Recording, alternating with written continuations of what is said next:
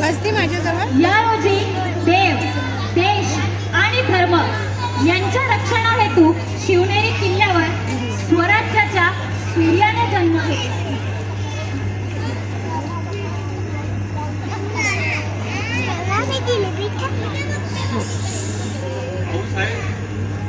नामकरण करायचे आहे ना.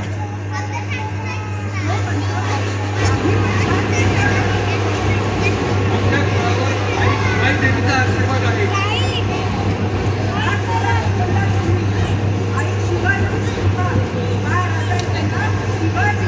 वा शिवाजी, वा शिवाजी, वा शिवत्वाकडे वाटचाल करणारा जीव म्हणजे शिवाजी. वा वा वा. अरे महाराजे या या या बाळराजे या.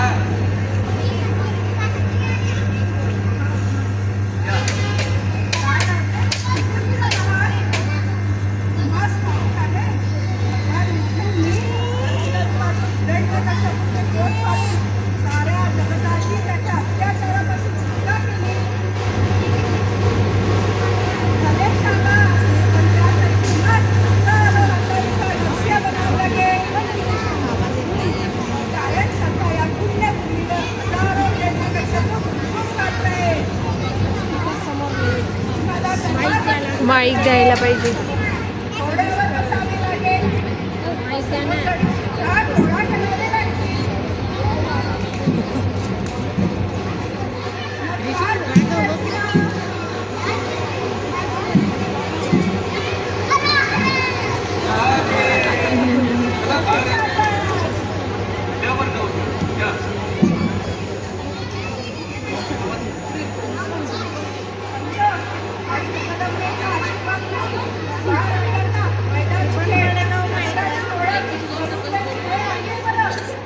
जाऊ साहेब.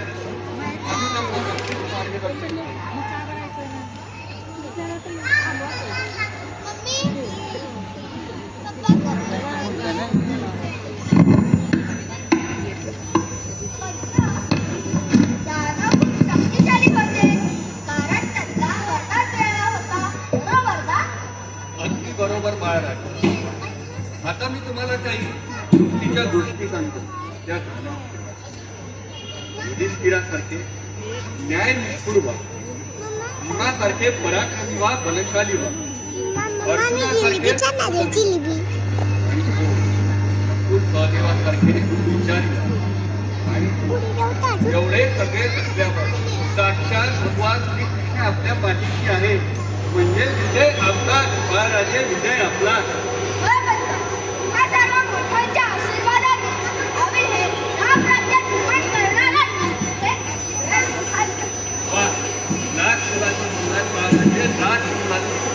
शिवबा एक फक्त ध्यानात ठेवा.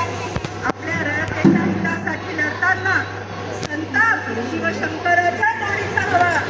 पण शस्त्रावर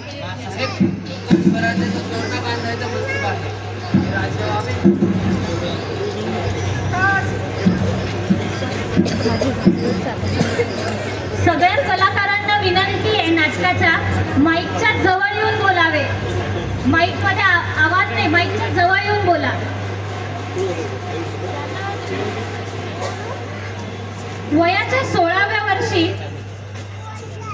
महाराजांनी तोरणा शिवा शिवा शिवा क्या है ये शिवा? क्यों हाजिर आ गए? आपके बेटे शिवाजी ने बगावत का ऐलान किया है. अगर ऐसा ही चलता रहा तो एक दिन ये बीजापुर भी हमारे हाथ से चला जाएगा. बेगम साहेबा, आम्हाला काय वाटतं, आपल्यापैकी कोणा एका पराक्रमी सरदाराला पाठवून शिवाजींना जेरबंद करा. पाहिजे तर आम्ही समजूत काढू द्यायची. क्या इस दरबार में है ऐसा कोई मर्द जो शिवाजी को पकड़कर हमारे सामने ले आए? वजीर खां, बीड़ा लगाया जाए.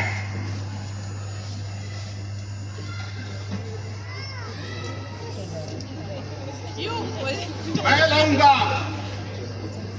मैं अफजल खान, मैं लाऊंगा शिवा को जिंदा या पुरता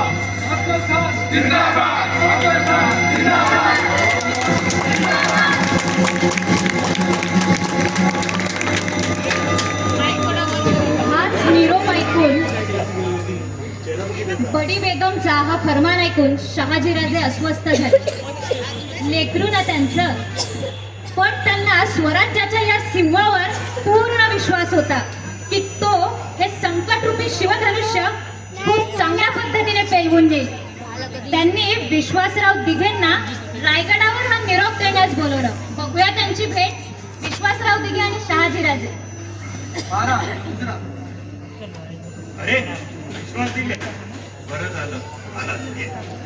एक काम कर, बहिर्जी नाईक कुठे आहेत ते बघ आणि त्यांना आमचा तातडीचा निरोप.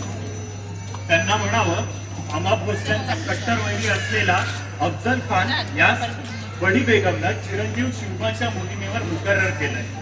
हा अफजल खान तो शैतान, त्याला जरा बी दया नाही. तो पूर्वीचा महिला सुभेदार आणि अली आदिल शहाच्या गळ्यातला काही विजापूर मधून आमच्या हातापायात साखरदंड घालून हत्तीवरून भिंड काढली होती त्याने. कनकगिरीच्या वेड्यात थोरले चिरंजीव संभाजी राजांचा विश्वासघाताने बळी घेतला. आता जातो आणि नायकांना गाठतो.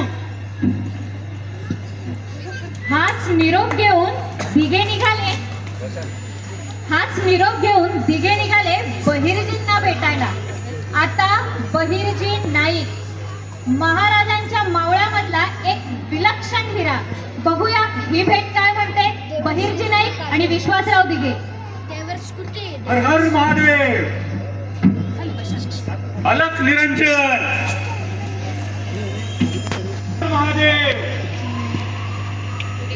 रामदासी बनायचं असं ठरलं आणि ही भेट ठरली. आता रामदासी म्हणजे काय? रामदास स्वामींची सेवा करणारे काही त्यांचे शिष्य. याचाच फायदा बहिर्जी नाईक घेत होते. रामदासीचं वेषांतर करून ते भेटायचे आणि हर हर महादेव. अलख निरंजन. अलख निरंजन. अलख निरंजन. अलख निरंजन. महादेवाने निरोप दिलाय.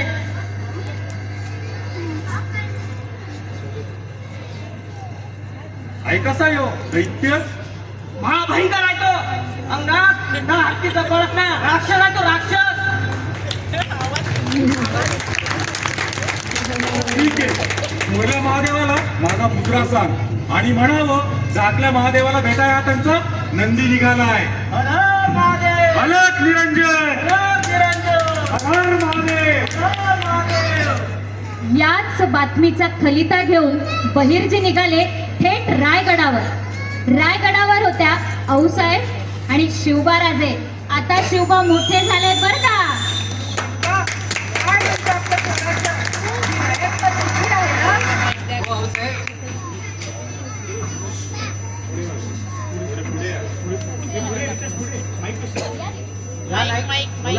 मुजरा साहेब, त्या बडी बेगमनं त्या अफजल खानास आपल्या मोहिमेवर धाडलंय. काय तो अफजल भोसले कुळाचा कट्टर वैरी शिवबा त्याचा मुंडका छाटून रायगडाच्या बाले किल्ल्यावर लावा, म्हणजे यापुढे कोणी स्वराज्यावर वाकडी नजर टाकणार नाही. नाईक, खानाचा हेतू कळायला पाहिजे. त्या छावणीत गवताची काडी जरी आली तरी त्याची कबत टाकोटाक रायगडावर पोहोचली पाहिजे. त्याची तजवीज करून ठेवा. खान खूप भव्य आहे ते आम्ही ऐकून आहोत, पण तो किती थोरा आहे हे कळायला हवं. काय नाही होय राज मुजरा साहेब.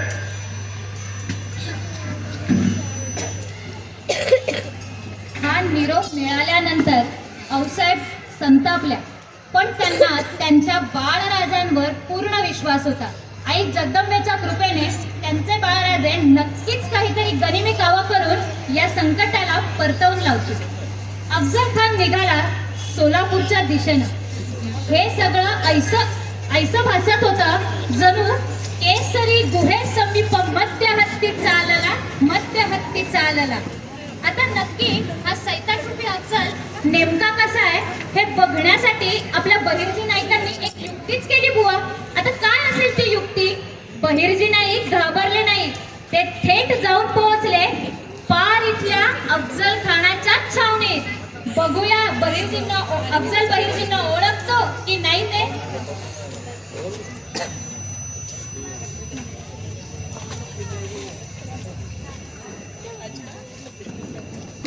कधी झाला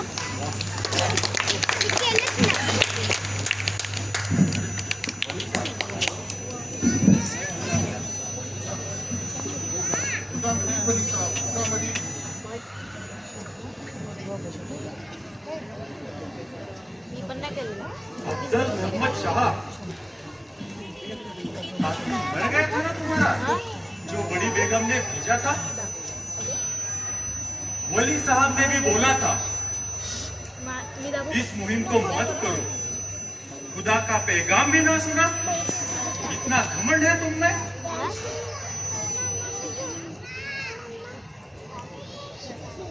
नहीं वली साहब, इस मुहिम को अब हम रोक नहीं सकते.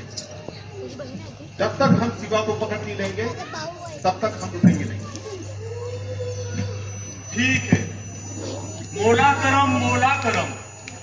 जाओ बेटा, हिफाजत रहोगे. आओ हमारे गले लग जाओ.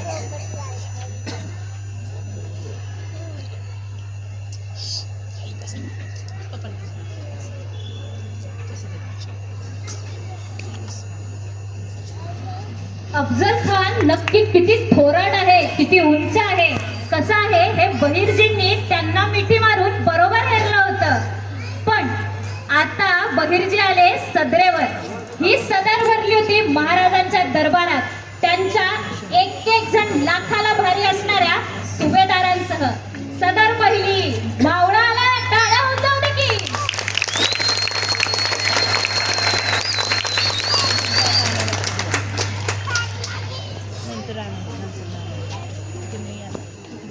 येतात आमचे बहिर्जी वेषांतर करतात, त्यांना वेळ लागणारच.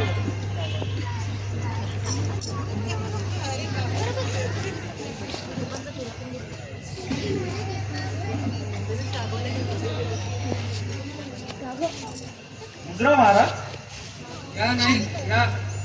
काय म्हणतो तो खान. 2 हाताचं येडं बसती इतका थोराड आहे ते. आणि सैन्याचा अंदाज. सैन्याचा अंदाज जर विचाराल तर 85 हत्ती, 12,000 घोडदळ, 10,000 पायदळ, 1200 उंट, छोट्या मोठ्या तोफा धरून 5,000 तोफा आहे ती. साम्राज्यावर चालून आलेली लई मोठी फौज आहे राजा. असं हा तुळजापूरच्या दिशेने का निघाला मला तर समजतच नाहीये. म्हणून 35,000च्या वरती सैनिक असत. महाराज आपण मूडभर, पण फक्त आज्ञा करा महाराज. हे एकल्याचं काम नाही महाराज. सगळी मावळची माणसं सोबत पाहिजे ती. सगळी एकवटली ना उभं जग जिंकते. पण हे होणं जरा कठीण आहे. अफजल खानानं मावळाच्या सर्व राजांना निरोप काढलाय. त्याच्या फौजात सामील व्हा, नाहीतर आपला जीव गमवावा लागेल. पण आपल्या कान्होजी राजा जेनांनी ही 2 पोरं राज्यात महाराज, बाजी आणि रायाची बांधत आणि निरोप दिलाय. आजपासून ही तळपत्या सूर्याचं तेज असणारी दोघी पोरं स्वराज्यासाठी अर्पण केली. राज आमचं ठरले. राजगडावरच्या आई जगदंबेवरून आणि सह्याद्रीच्या शंभू महादेवावरून हा जीव भंडाऱ्यागत उधळून लावायचा. काय रे बाजी. स्वराज्यावर चालून येणाऱ्या या 32 दाताच्या बोकड्याची खांडोळे केल्याशिवाय आम्ही राहणार नाही. आज शिपाई शपथ. सोलापूरहून निघालेला अफजल दाखल झाला ते थेट तुळजापुरामध्ये. आया बहिणींची अब्रू लुटली त्याने. शेतकऱ्यांना उद्ध्वस्त केलं. हजारो जीव घेतले, दिसेल त्याला कापत सुटला. त्या नराधमानं महाराष्ट्राच्या कुलस्वामिनीला, कोल्हापूरच्या आई तुळजा भवानीलाही नाही सोडलं. त्याने चक्क तुळजा भवानीवर घाव केला. हे सगळं बघून एकनाथांनी सुद्धा आई जगदंबेला साथ घातली. आई, हे सगळं चाललंय ग, दार उघड बळे, दार उघड. तक मैं शिवा के धर्म पे वार नहीं करूंगा वो दफ्तर का शिवा मैदान नहीं।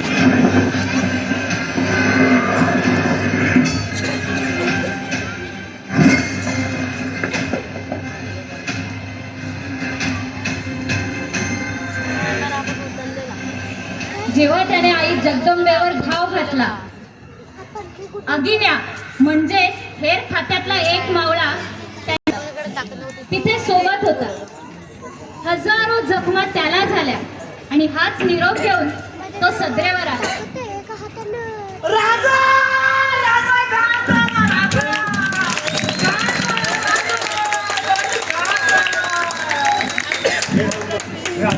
काय झालं हा? राजा इथे इथं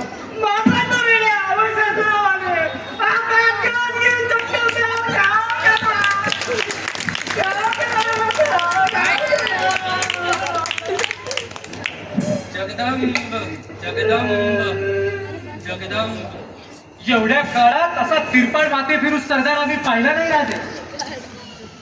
सुभेदार, असे हे सगळे प्रयत्न चालू आहेत आपल्याला मैदानावर खेचण्यासाठी. कारण सैन्य म्हणून तो आपल्याला भारी आहे, पण आपली ताकद आहे सह्याद्री.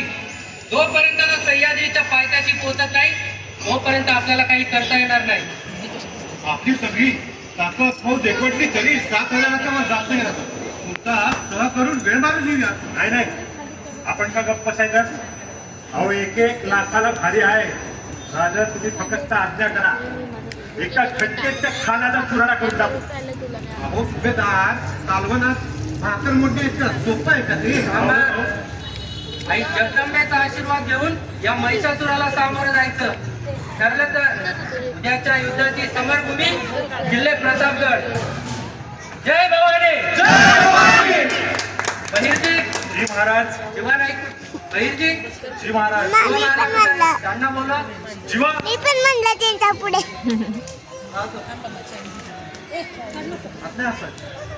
जीवा, खानाकडे कोणी सय्यद बंड नावाचा पटायत आहे आणि त्याची जोड आहात तुम्ही. या मोहिमेवर तुम्ही आमच्या सोबत यायचं. होय राजा.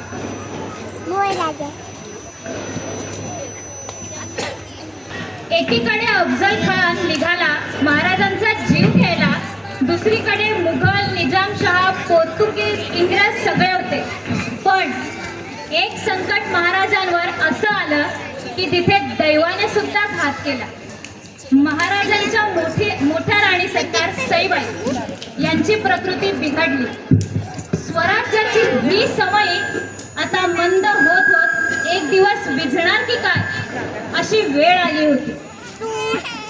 सईबाई आणि महाराजांची शेवटची भेट. लग्नात अवघे 7 वर्षांचे आम्ही आणि राजे 10 वर्षांचा. बालपणापासून ते सोबत आणि तेव्हापासून स्वराज्य स्थापनेचा संस्कार आहे. आणि राजांच्या सवयीत आमच्या मागणी काळी सोयराबाई, पुतळाबाई, सखवाबाई, काशीबाई, सगुणाबाई, लक्ष्मीबाई, कुलवंतबाई आहे. शंभूराजा लहान आहे भरपूर आणि अशा या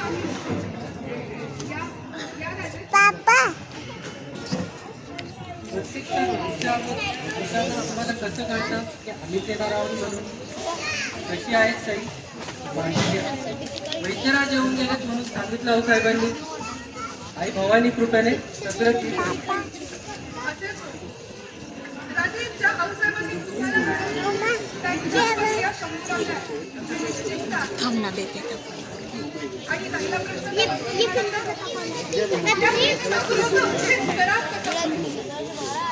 हे स्वराज्याचं स्वप्न आपला सर्वांचं आहे आणि ते जर पूर्ण मला न्यायचं असेल तर राजा तुम्हाला निघावंच लागेल. मी आहे तुमचं निर्णय स्वागत करायला मी सही दमत घेऊन इथे उभी आहे. मी आहे. निघावं लागेल.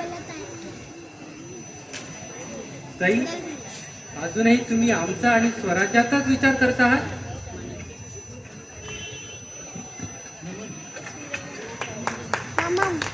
ही भेट ठरली ती सईबाईंसोबत राजांची शेवटची. नाटक पुढे नेण्याआधी लहान मुलांना एक छोटीशी विनंती आहे. तुमच्यापेक्षा जास्त तुमचे आई बाबा घाबरले, त्यामुळे आपण असं करायचं का, आपण एक मोजून 5 मिनिटं शांत बसूया आणि बघूया ना ते काय म्हणताय. कारण हा सगळा प्रयत्न त्यांनी फक्त तुमच्यासाठी केलाय. तो माजलेला हत्ती अफजल येऊन पोहोचला ते वाईजवळ, वाई पुण्याच्या जवळ, आणि महाराज तेव्हा होते जावळीच्या खोऱ्यात. जावळीच्या खोऱ्यात आता वाईची छावणी लागली आणि त्याने चक्क वकील पाठवला महाराजांच्या सदरेवर. काय सांगायला माहितीये, आम्हाला भेटायची इच्छा आहे म्हणे. बघू बरं अफजल खानाचं वकील भारी की महाराजांचे. अफजल खानाचे वकील होते कृष्णाजी भास्कर कुलकर्णी. राजन मुद्रा हा आमच्या घरात आज आम्ही इथे खान साहेबांचे वकील म्हणून आलो आहोत. आमचे खान साहेब सध्या वाईमध्ये तळ ठोकला. त्यांची अशी इच्छा आहे की आपण त्यांना इकडे येऊन भेटावं. नक्कीच पंत, उद्या आमचे वकील गोपीनाथ वकील तुमच्या पत्राचे उत्तर घेऊन खान साहेबांना भेटायला येतील. ठीक आहे. एकूण 35,000ची फौज घेऊन अफजल खान निघाला होता.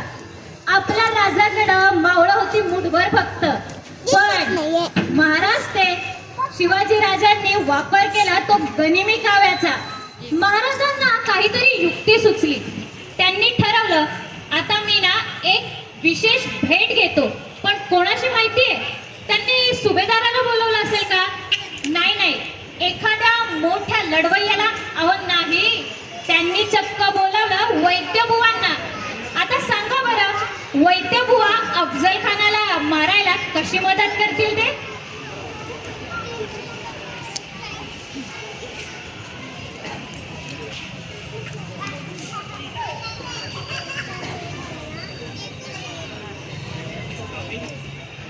आपण तातडीने बोलवून पाठवलं.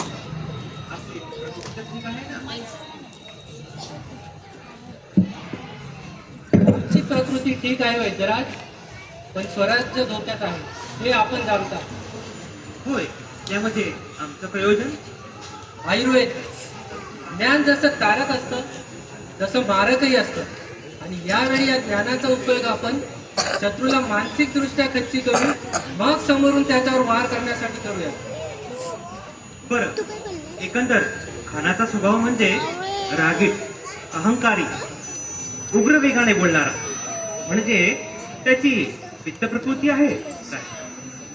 म्हणून आपण जर त्याच्या खाण्यामध्ये मसालेदार पदार्थांचा वापर केला तर पित्त प्रकोपाने त्याची निर्णय क्षमता कमी होईल.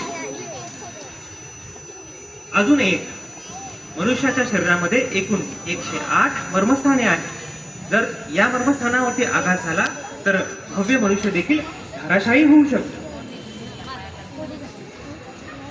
यामधील 5 मुख्य मर्मस्थाने म्हणजे अशी: पहिलं आहे मस्तक, दुसरं आहे हृदय, तिसरं आहे सूर्यचक्र, चौथं आहे नालव्य आणि 5वं आहे उदरदंडिका म्हणजे ओटीपोट. यावर जर आघात झाला तर तो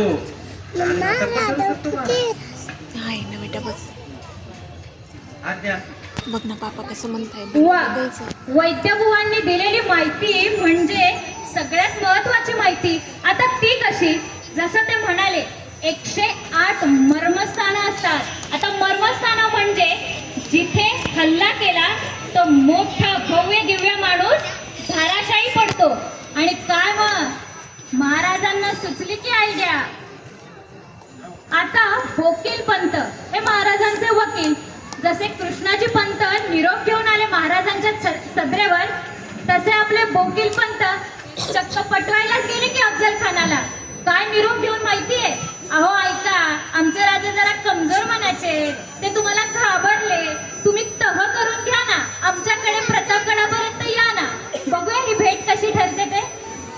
हुजूर, शिवाजी राजांचे वकील गोपीनाथ पंत वकील आपल्याला भेटायला आले आहेत.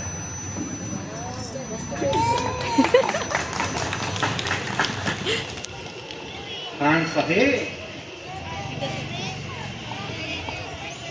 शपथ घेऊन सांगतो, तुमच्या इतका दयाळू माणूस या दुनियेत पाहिला नसेल.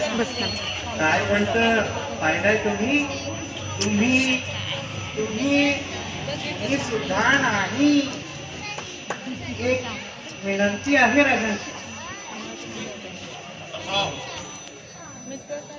आमचे राजे मनाचे कमजोर आहे. तुमची भव्यता बघून, फौजफाटा, सैन्यबळ बघून ते जरा घाबरले. म्हणून तुम्हाला भेटून सह करावा अशी इच्छा आहे. डर गया होता वो डर गया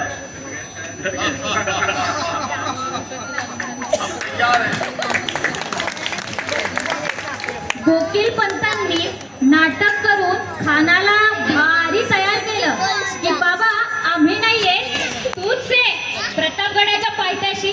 मग काय, ही आनंदाची बातमी घेऊन वकील बुवा पोहोचले थेट प्रतापगडावर. प्रतापगडाच्या पायथ्याशी राजे पाहणी करत होते गडाची.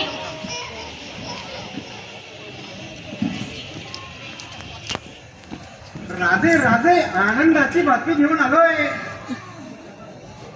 नवरदेव म्हणजे काय झालं ना, मी त्यांच्यासोबत बोललोय. आता आपला नवरदेव वराडासह जावळीकडे यायला तयार झालाय. वा पंत वा, कमाल केले बरं काय गडांनो.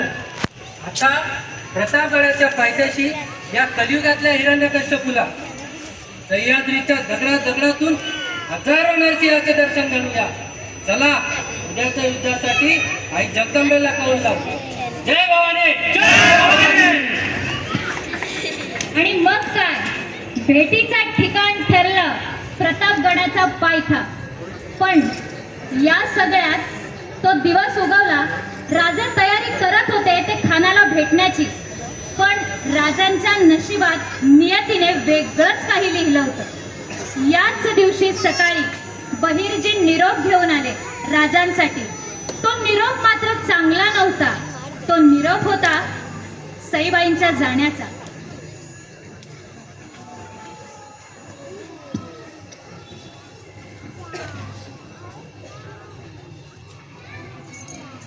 ओम सूर्याय नमः. ओम मित्राय नमः. ओम भानवे नमः. महाराज मुजरा, महाराज कोरल्या राणी सरकार सईबाई गेल्या.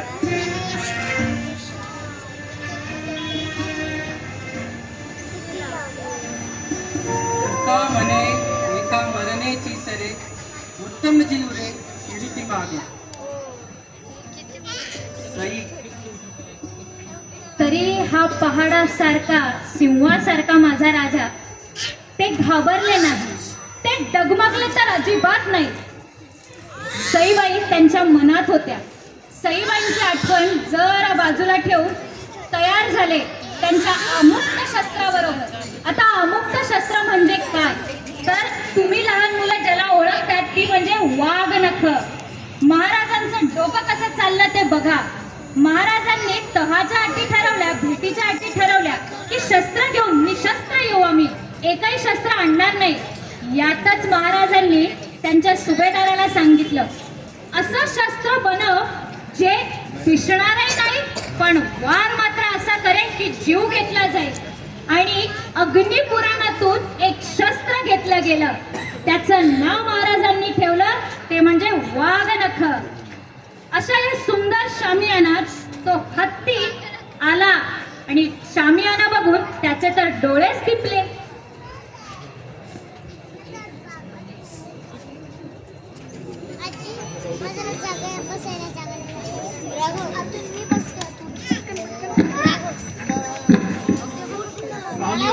बहुत खूब है. इन खंभों में हीरे जड़े हैं,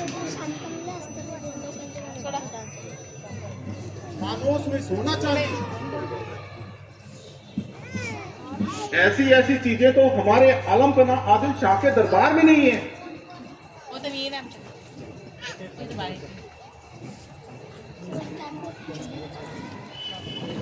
विवाह करना तो पक्का नहीं है.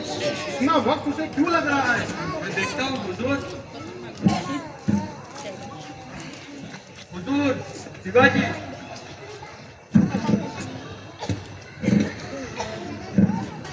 शिवाजी शिवाजी जिसे कहते हैं, क्या वो यही है? अफजल अफजल म्हणतात तो हाच का? तुम हमारे दोस्त शहाजी राजा के फर्जंद हो, अपना गैरवा का बर्ताव छोड़ो, फिर तुम्हें हमसे डरने की जरूरत नहीं। तुला तुला तुला काय द्यावं? द्यायचं असेल तर रघुनाथाला, शिवशंभूला, आई भवानीला द्यावं, तुझ्यासारख्या राक्षसाला नाही। शिवा, चलो छोड़ो, हम बादशाह से बात करके तुम्हारे गुनाह माफ करवा देंगे। हमसे डरिए मत, चलो आइए, हमारे गले लग जाइए। आओ शिवा आओ, हमारे गले लग जाओ।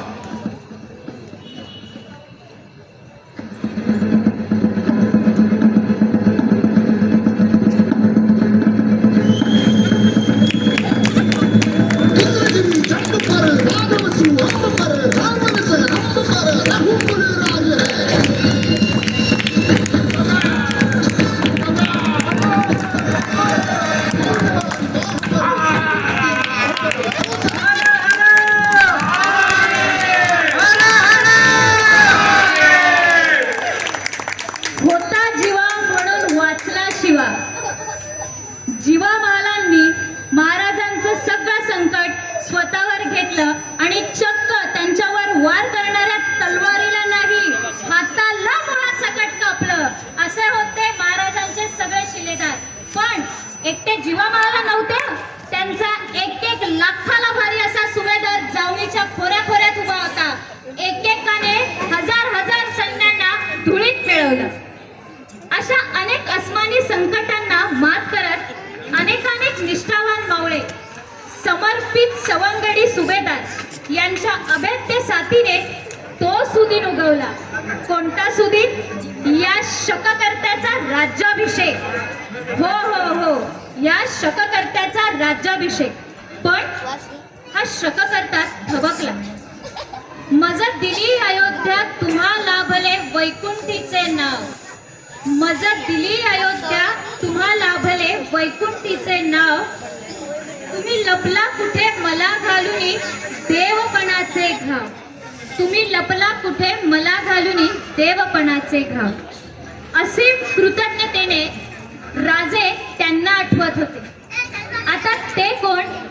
तर राजांसाठी, या स्वराज्यासाठी, आऊस साहेबांच्या एका शब्दासाठी आपला जीव हसत हसत देणारे राजांचे सुभेदार। बघूया काय म्हणताय ते। लहान मुलांना एकच विनंती आहे, शेवटचे 2 मिनिटे जरा शांत बसताय। ए बाळा, मावळे, अहो राजे, अहो राजे, एक 5 मिनिटं, कारण ह्या गोष्टीसाठी खूप मेहनत घेतली। एक 5 मिनिटं फक्त। गड्यांनो, माझ्या भावांनो, कुठे आहात तुम्ही? या मायभूमीने तुम्हास कडेवर उचलून धरले आणि आम्हास या सिंहासनावर बस म्हणते। बाजी काका,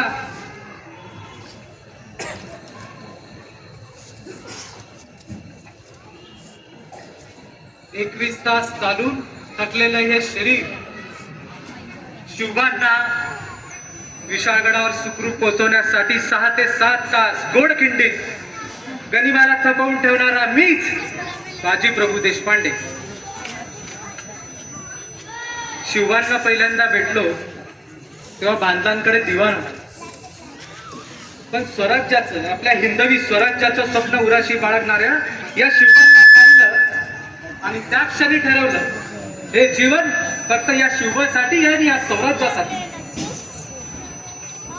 सिद्धीचोर या अजगरानं पन्हाळगडाला वेढा घातला आणि महाराजांना सुखरूप विशाळगडावर पोहोचण्याची जबाबदारी पडली आमच्या बांधव सेनेवर। आणि तेव्हा गोडखिंडीत मला एकट्याला सोडायला राजे तयारच नव्हते, पण वडिलकीच्या नात्यानं जरा जरबेतच त्यांना म्हणाल, तुम्ही जा पुढे महाराज, गोडखिंडीत आणून ठेवतो या गनिमाला, येऊ नाही देणार पुढे। पण त्यांच्या जीवाची घालमेल होती आणि मग काय, तो निर्वाणीचा क्षण आला तोडखिंडीत गनिम आला आणि गनिमाच्या समोर आम्ही 300 मादल मावळे. आणि मग काय, या निर्वाणीच्या क्षणी जीवनाचं सार्थक झालं. राजांना आम्ही म्हटलो होतो, राजे तुम्ही पुढे जा, लाख मेले तर चालतील पण लाखाचा पोशिंदा जगला पाहिजे. आणि काय, राजांना सांगितलं की 3 तोफांचे बार द्या जसं तुम्ही विशाळगडावर पोहोचा. आणि लढता लढता हा देह धारातीर्थी पडला आणि 3 तोफांचे बार कानावर पडले आणि माझे जीवन सार्थक झाले. आणि इथेच माझे कार्य संपले. परत केव्हा जेव्हा या मावळ भूमीत, महाराष्ट्राच्या भूमीत जन्म मिळेल तर हे जीवन फक्त राजे तुमच्यासाठी आणि आपल्या या स्वराज्यासाठी. मुजरा राजा मुजरा.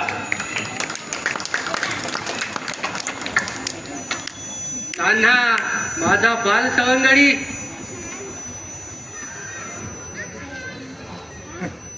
राजाचं सवंगडी रायरेश्वराला साक्ष ठेवून शपथ घेतली होती. आऊसाहेबांचा एक बी सबूत खाली पडू देणार नाही. मी तानाजी मालुसरे. माझ्या रायबाचं लगीन ठरलं होतं तेव्हा सूर्याजीला घेऊन गेलो होतो राजाकडे अक्षत द्या. दरबार भरलेला होता. बहिर्जी आले आणि राजांना म्हणाले, राज तानाजी आलाय. पण राजांच्या मनात काहीतरी वेगळंच दडलं होतं. आन घातली तेव्हा कुठं कळलं, स्वराज्याचं संकट कोंढाण्याला येडा घालून बसले. राजा म्हणाले, मोहीम फत्ते करून मग येतो रायबाला आशीर्वाद द्यायला. माझं मन हुरहुरलं. मी असताना राजा लढणार ते काय नाही. राजांना म्हणालो, राजा आधी लगीन कोंढाण्याचं आणि मग माझ्या रायबाचं. मग काय गेलो तसाच कोंढाण्यावर धारातीर्थी पडलो, पण मोहीम फत्ते करून. तेव्हा हा माझा सिंहासारखा राजा मला लेकरासारखा कुशीत घेऊन ढसा ढसा रडला आणि म्हणाला, गड आला पण माझा सिंह गेला.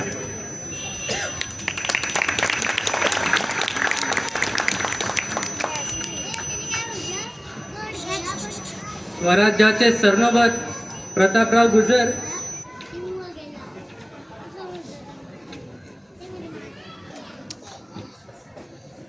मिर्झाराजांच्या छावणीत घुसलो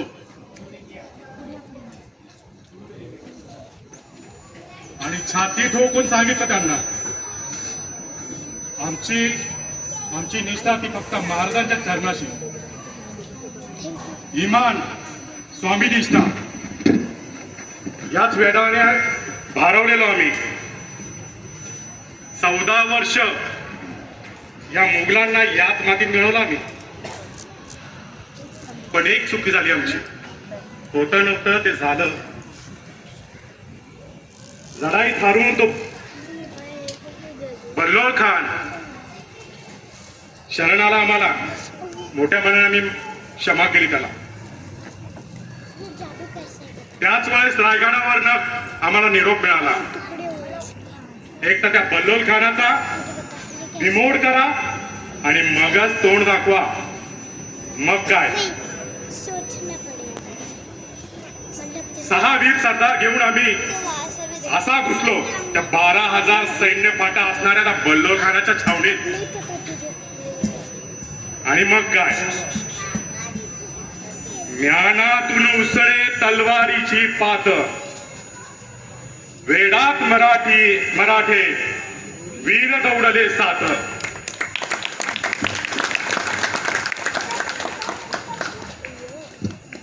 या सगळ्या शिलेदारांना आठवून राजा हळहळला.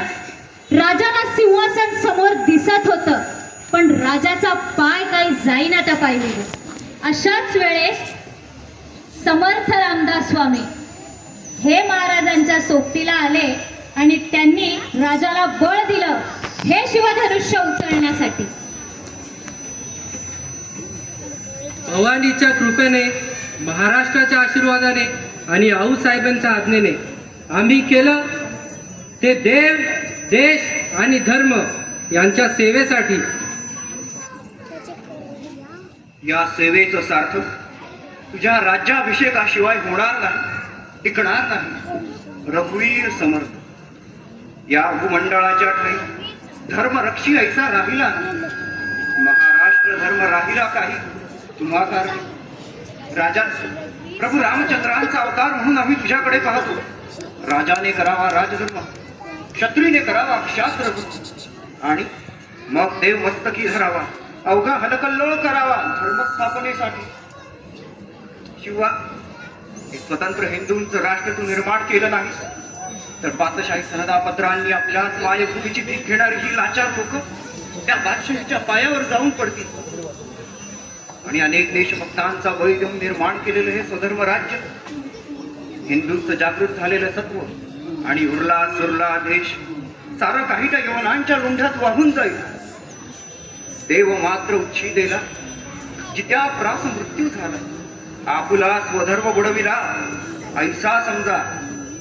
राजा तुला राजदंड घ्यावाच लागेल. रघुवीर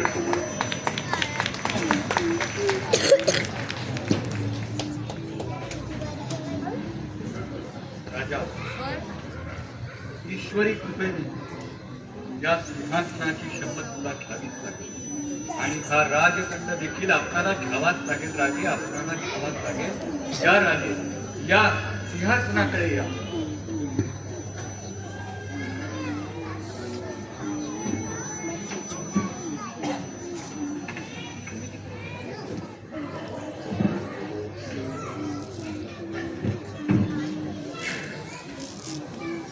ओम स्वस्ति न इंद्रो वृद्धश्रवाः स्वस्ति न पूषा विश्ववेदाः स्वस्ति नस्ताक्षो अरिष्टनेमिः स्वस्ति नो बृहस्पति ददातु. ओम शांति शांति शांति. प्रतिपश्चंद्र लेखेव वर्धिष्णो विश्ववंदितः शहास्नो विश्व मुद्रा भद्राय राजते मुद्रा भद्राय राजते. प्रतिपदेच्या चंद्राप्रमाणे वाढत जाणारे हे राज्य शहाजी राजांचे आपण पुत्र शिवाजी राजे अशी ही आपली मुद्रा मंगलमय होवो आणि आपले राज्य असेच वाढत जावो, कल्याणकारी होवो. राजा आजपासून तू छत्रपती शिवाजी महाराज. राजा, हा